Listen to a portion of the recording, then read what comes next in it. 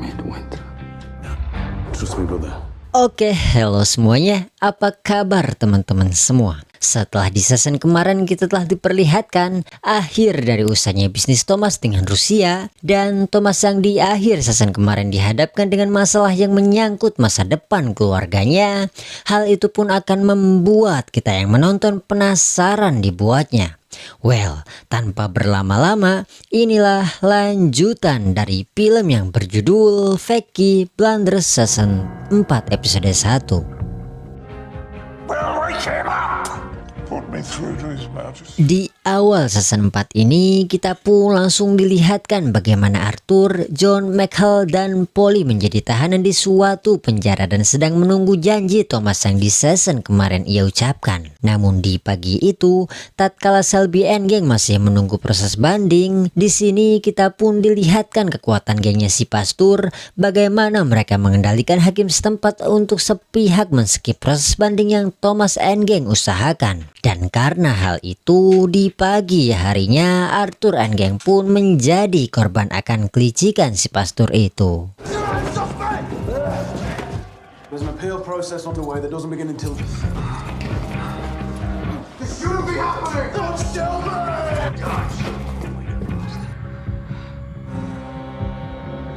No. Di waktu yang sama di kediaman seorang hakim agung, dan seperti yang Thomas janjikan ia akan bekerja sama dengan orang yang lebih kuat untuk melawan kekuatan musuhnya itu. Di menit-menit hukuman gantung ini akan dilakukan, terlihat si ketua MA yang dibangunkan asistennya untuk segera melakukan sesuatu guna menggagalkan hukuman gantung yang menimpa sekelompok gangster di Birmingham pun tak menyangka saat Thomas memiliki surat asli tulisan tangan raja yang membuktikan raja ikut terlibat dalam kontrak ini. Dan ya, si hakim agungnya awalnya kesal dibangunkan itu pun seketika panik saat mengetahui hukuman itu akan segera dilakukan pada hari itu. Dan di detik-detik hukuman gantung itu akan dilakukan, si ketua MA yang mengetahui semua itu pun segera mengapprove permintaan Thomas yang salah satunya ingin keluarganya dibebaskan dan memberinya sebuah penghargaan Ordo Ksatria yang pada saat itu menjadi penghargaan bergengsi di tanah Inggris untuk dirinya bisa menjaga aib raja itu. Proves His Majesty was involved. Wake him up! Through to His Majesty. Why the hell didn't you bring it up? Then he will burn the papers in my presence. Local judge brought the executions forward. This rope. Midwinter.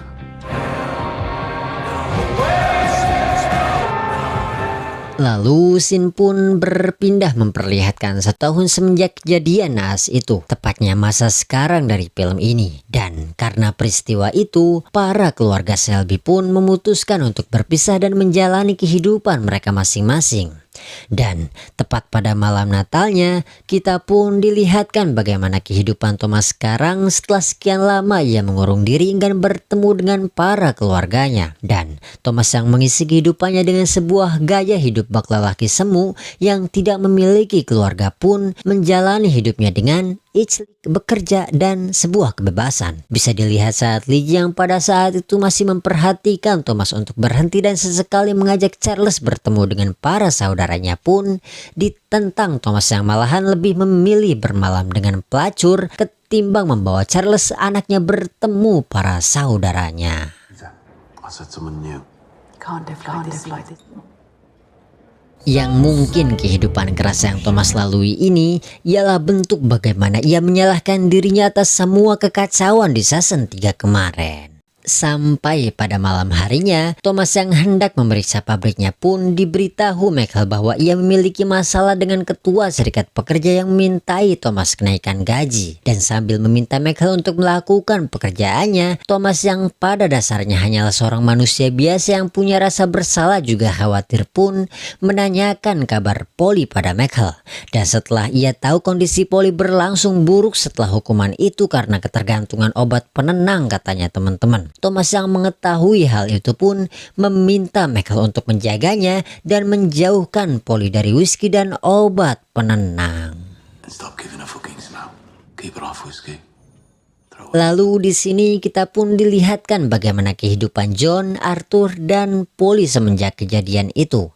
Yang bisa dikatakan biasa saja bagi John dan Arthur menjalani kehidupannya masing-masing tanpa trauma karena peristiwa di season kemarin. Sangat berbeda dengan Polly yang notabene seorang wanita. Polly pun hidup dengan akut dan ketergantungan obat sejak peristiwa itu. Inside the loop. Crushed to death. Balik lagi ke pemeran utama kita, teman-teman. Sesampainya Thomas di kediamannya, ia yang pada hari itu akan mengadakan sebuah pesta Natal dengan Johnny and Gang pun membuat si pelayan sibuk menanyakan pertanyaan si Sep kapan tepatnya pesta itu akan dilakukan. Emang sedikit aneh sih teman-teman, seorang Sep doang kok banyak bertanya. Dan Thomas yang masih menganggap itu sebuah hal biasa pun menjawabnya dengan biasa. Sebelum Thomas ketika melihat kiriman surat dari seseorang dan ia pun dibuat tercengang akan isi di dalam surat itu.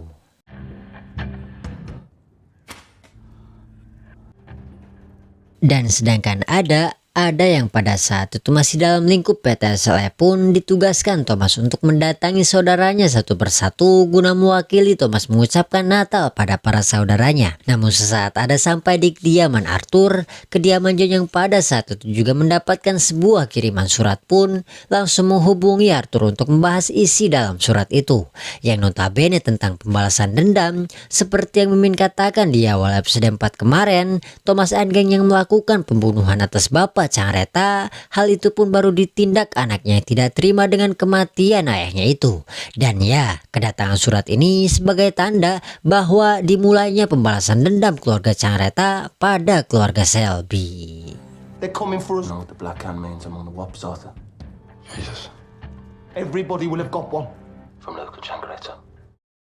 Dan sekilas di sini kita pun dilihatkan bagaimana tampang luka Changreta and Gang, sekelompok profesional yang biasa melakukan pembunuhan atau perampokan, ya dalam kurung orang terlatih alias pembunuh bayaran gitulah teman-teman. Pleasure.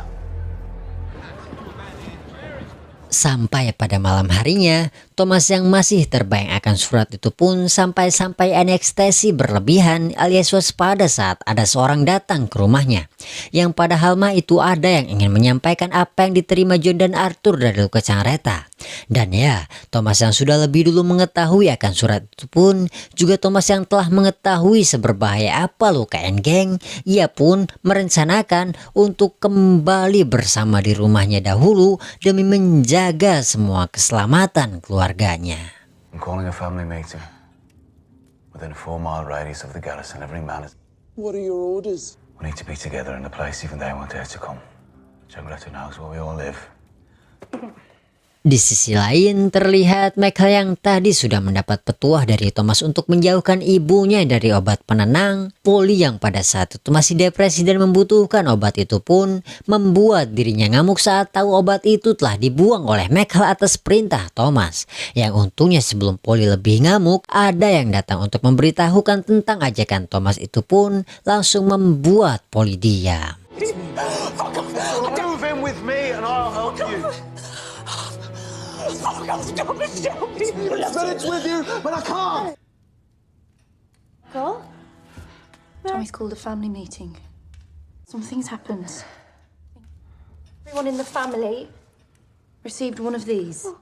Dan dari ada yang diperintahkan untuk mengajak Polly dan Michael dalam rencananya, Thomas sendiri yang mencoba mengajak Arthur dan John dengan cara menelpon pun disambut baik oleh Arthur. Meskipun tidak dengan John, dikarenakan ia sudah tertidur. Dan karena itu terlihat Thomas pun langsung meminta Michael untuk menemui John secara langsung dan mengajak John ke rencana Thomas itu. But I'll send Michael to get him. Very good, Mr. John. You're meeting Charlie's yard. Juga saat Thomas sedang melihat-lihat profil orang-orangnya Changreta, si pelayan yang lagi dan lagi datang menyampaikan pertanyaan si Sep kapan pesta itu akan berlangsung pun dijawab dengan kesal oleh Thomas. Namun saat si pelayan memberitahukan masalahnya ada pada asistennya yang masih baru dan selalu mengoceh, Thomas yang pada saat itu dalam siaga pun langsung mencari latar atau rekomendasi dari mana si koki bekerja. Dan setelah Thomas mendapatkan akan informasi tentang si Sep itu, terlihat terlihat, ia pun langsung OTW menemui si Sep. Dan ya, kecurigaan Thomas akan si asisten koki pun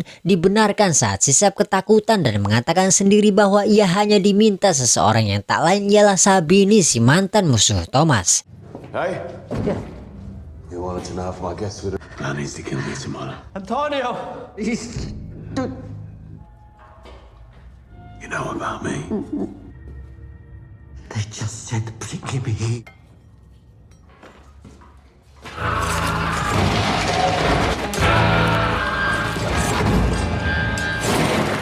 Dan setelah Thomas berhasil membereskan salah satu pembunuh bayaran itu, Johnny yang pada saat itu lagi tak jauh dari kediaman si Thomas, ia pun langsung diperintahkan untuk membereskan mayat si Pemyar. Juga tak lupa di sini Thomas pun mengajak Johnny untuk kembali pulang ke Smell Hell, tempat di mana Thomas berasal.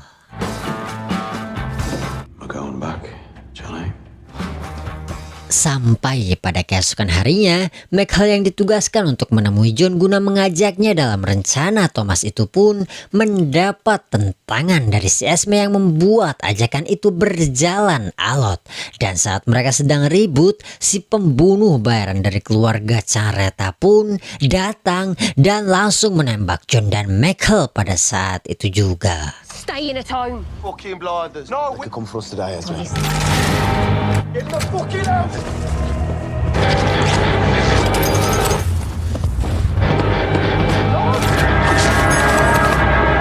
Dan episode 19 ditutup dengan begitu dingin.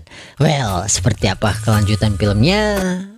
Jangan lupa like, share ke teman-teman, and subscribe. Jika ada kritik dan saran, tuliskan saja di kolom komentar.